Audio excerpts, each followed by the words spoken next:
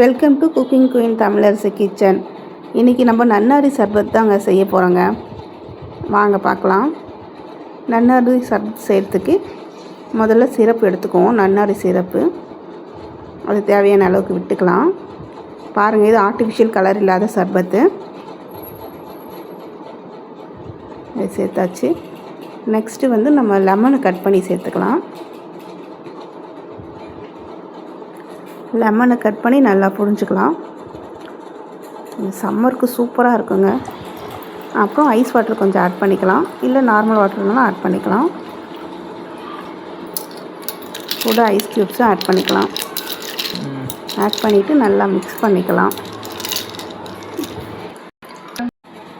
Friends, நம்ம நன்னாரி சர்பத் ready பண்ணியிருக்கோம்.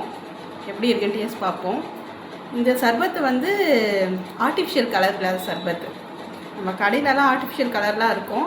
நம்ம வீட்லேயே பாருங்கள், வெறும் 100 ரூபா தான் அந்த சர்பத்து. 100 ரூபா தான் அந்த சர்பத்து, ஆர்டிஃபிஷியல் கலர் இல்லாமல் நன்னாரி சர்பத் டேஸ்ட் பண்ண போகிறேன். எப்படி இருக்குன்னு சொல்கிறேன்.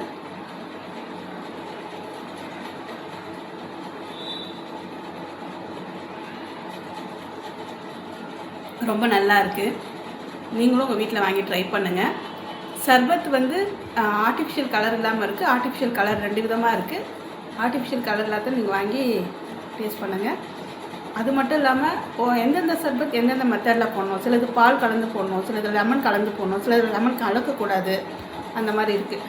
உங்களுக்கு தெரியலன்னா என்கிட்ட கமெண்ட்டில் வந்து கேளுங்க. நான் நெக்ஸ்ட் வீடியோவில் எதில் பால் சேர்க்கணும், எதில் பால் சேர்க்கக்கூடாதுங்கிறத நான் டீட்டெயிலாக உங்களுக்கு சொல்கிறேன்.